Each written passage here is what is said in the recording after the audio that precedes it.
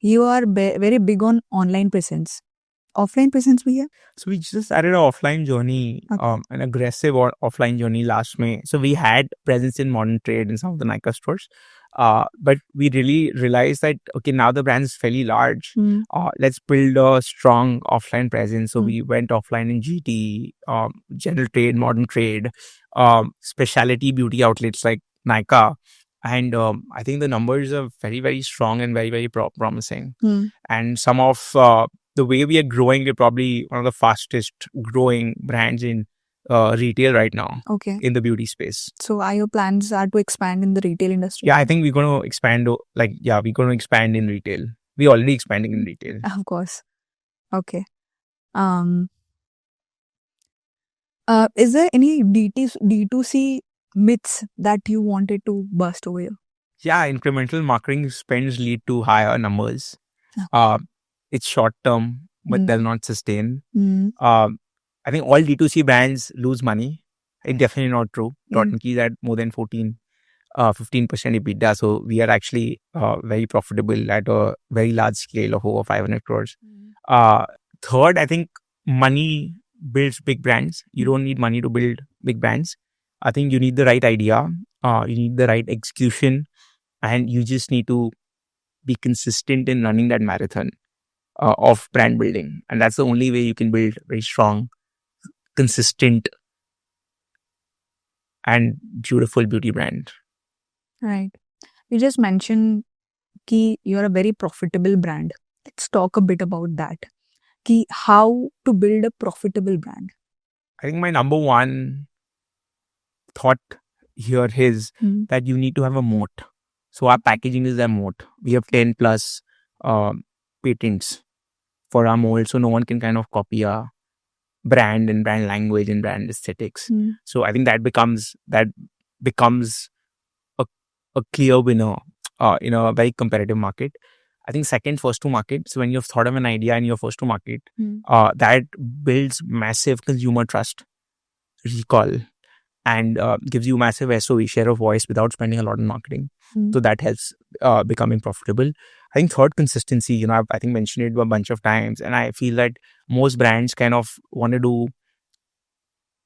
do different things at different times. It doesn't work. You have to do the same thing again and again. For example, you can enter so many different categories like body care and color cosmetics and hair care and face care, and some brands are there in all these categories. But the reality is the best brands are known for less and doing that really, really well. So we made sure that face care is our more. We made sure that sunscreens and moisturizers is what we are known for as a brand. And we want to go really deep in these two categories and become market leaders. So by going very deep in less number of categories, the recall is much higher for any brand, and which results in higher EBITDA levels, lower marketing costs, and over time, a significantly profitable brand. Yeah. 10 years down the line, आप एक skin care beauty brand को कहाँ जाते हुए देखते हो? I think household brands and 10,000 crore का brand तो काफी सारे इंडिया में आ सकते हैं. Because the Indian beauty market, especially the online beauty market, is growing at about 25% plus for the next 3-4 years, 5 years, right? So that's a massive tailwind. For example, America has grown at 1 to 2%. So वो काफी बड़ा tailwind है. Second, Indian consumer भी काफी fragmented है. It's like an onion. There are like 21, 22 different layers of the Indian consumer. Yeah. So आप कितने different consumers के लिए कितने different brands बना सकते हैं. And ये सब brands काफी बड़े हो सकते हैं because India का disposable income काफी fast grow रहा है. And एक Goldman Sachs का report भी था कि India का जो upper class है वो itself एक country होता तो दुनिया का top 10 most populated countries में से आता. So that's the kind of paying capacity and disposable income that India is having as a country, right? And it's only poised to grow from here, the way the country is growing and the way its citizens are building the country, its government is building the country. Okay. Can you also share a bit about how you're using AI in your industry? Oh, we're doing a bunch of things with AI at Donkey because we're digital first. We are native to all things tech.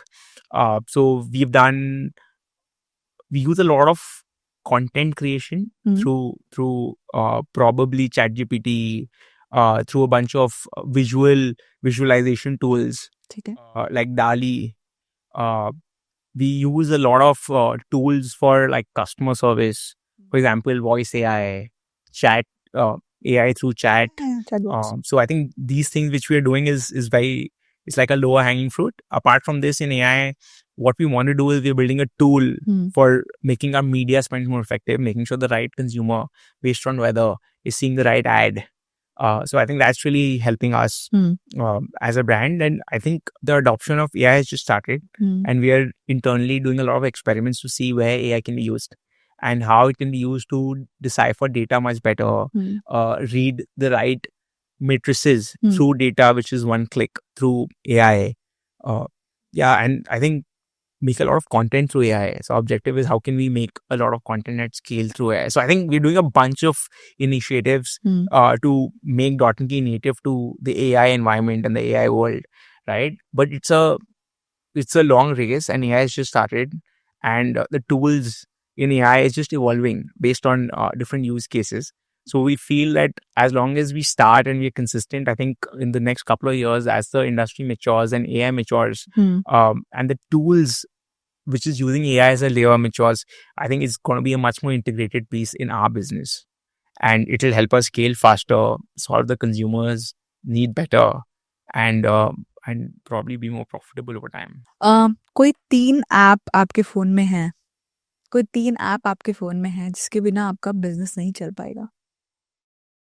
Instagram. Okay. I think Instagram number 1, YouTube's number 2, and the third is, I think, Google Analytics. Okay. These three apps that I have is hardcore. Like I can't do without for my business. Okay. So let's talk about analytics. You just said you have done last year, I think 500 CR. 500 plus, yeah. 500 CR plus आपने last year cross करा था. You have huge data, right? How do you use that data? I think different ways. I think consumer data, historical data. So some data we see year on year. For example, what happened last year at this time, and how is the consumer behavior, and how can we kind of have strategies to kind of better utilize that data at this point of time. So year on year consumer trends are quite similar because all consumer consumption trends are based on seasons primarily. So we use that data. Second, it tells us consumer data when they're interacting with the brand. How do you get the shortest path? By lowest spends, how do we get more sales, right? So that's helping us. Third, it tells you like what are the consumers' habits who are consuming the brand the most, and what genre of consumer is consuming the most, so that you can kind of target the right consumer for the maximum sales with minimum investment, right? Fourth, I think understanding directionally who your consumer is, because your consumer is consistently evolving, because India is evolving. The like citizens in India, especially the younger folks, the Gen Z, their consumption patterns are very different, and every year it evolves, right? There are men who behave a lot like, and the consumption patterns a lot like women for skincare at least. So we're seeing a lot more of that. So we make sure that we have a very clear view on who our consumers are, and making sure that our communication, our content, our marketing strategies, our targeting is all geared towards the right consumer, so that we can deliver to them better, sharper, and ultimately make them loyalists into the brand. Okay. Dot and की हम लोग को क्या नया products देने वाला है आने वाले समय में? बहुत देने वाला है, पर वो सीक्रेट है. Okay, we'll be waiting for that. I think वो देखने के लिए Instagram में डॉट एंड की को फॉलो करें. So काफी इंटरेस्टिंग लॉन्चेस आ सकते हैं and देख सकते हैं आप. Absolutely. Link description में मिल जाएगा. You can go and follow. Okay, what is the one mistake you see D2C founder जो होते हैं वो डिजिटल मार्केटिंग में करते हैं? कंज्यूमर प्रोफाइल, जिस कंज्यूमर के लिए आप अपना ब्रांड बना रहे हो उसको आप डिफाइन नहीं करते हो. बिकॉज जब आप बहुत ब्रॉड ब्रांड बनाते हो, आप जेनजी को भी टारगेट कर रहे हो, मिलेनियल्स को भी टारगेट कर रहे हो, तो आपको क्या बोलना है वो आपको क्लैरिटी नहीं होता. So brand language consistently change होता रहता है, जिसके कारण आपका ब्रांड बहुत स्ट्रॉन्ग एंड डीप रूटेड नहीं हो पाता है कंज्यूमर के माइंड में, बिकॉज ब्रांड तो अल्टीमेटली कंज्यूमर के माइंड में ही बनता है. तो इसलिए just profile your consumer better, understand your consumer better, sharpen who your consumer is and consumer profile is, so you can talk to them better, sharper. Targeting properly and understanding your consumer and then targeting. Yeah. Yeah. Okay. Including communication pieces, because it's just not ad spends, it's all about communication to the right person. Yeah. What do you want to communicate with your product? It's like I keep on telling my team, if you're trying to sell a sweater in the summers, no one's going to buy, right? So you need to sell them the right product at the right time. And that's the only way. Yeah. That makes sense. Yeah, absolutely. कोई एक ऐसा customer review जो आप कभी भूल नहीं सकते? बहुत सारे कस्टमर रिव्यूज हैं जो मैं भूल नहीं सकते, because I remember there was this lady 4 years ago when we had just launched our hand cream and sanitizer together back in 2018. So we saw that AOV काफी high था एक लड़की का and consistent purchase था. So she said that it's such a lifesaver for me because I like my hands equally clean and I like it moisturized. तो उसको इतना पसंद था कि बोलेगी मैं सबको बांटती रहती हूँ ये प्रोडक्ट, मुझे इतना पसंद है. So I think that consumer stuck to me, that if you solve consumer problems better and you consistently do it and you listen to them, I think the kind of consumer love you can get is irreplaceable and so satisfying as a founder. So Yash, walk us through your day. So my day, I get up at about 6:45, spend about half an hour with my daughter before she goes to sleep. And then I work out from say 7:45 to 8:30, 8:45, and then leave for work after having breakfast at about 9:30, reach work at about 10 o'clock, have back-to-back meetings pre-aligned. Actually, from 10 to 10:30, I make sure that I align the entire day basis on what I can accomplish. So that things are moving in place, and have a bunch of meetings and leave office by about 6:30 sharp, because I think work-life balance is really critical. And making sure that I give my best in the 8-9 hours which I'm at work, and finish all my phone calls while moving back from work to office. Like if I missed any phone calls, I make sure that I do call people and kind of just close all the open chapters. Reach home, spend hour and a half, 2 hours with my son and my daughter before they go to sleep, and help them go to sleep, tuck them in, and then watch some Netflix with my wife, or chat for a little bit, and then go to bed by about 11. Wow. That's pretty much what I do. And probably weekends are slightly different, where you go out for dinner or something, but we typically end up being back by 11:30 and passing out. Beautiful day.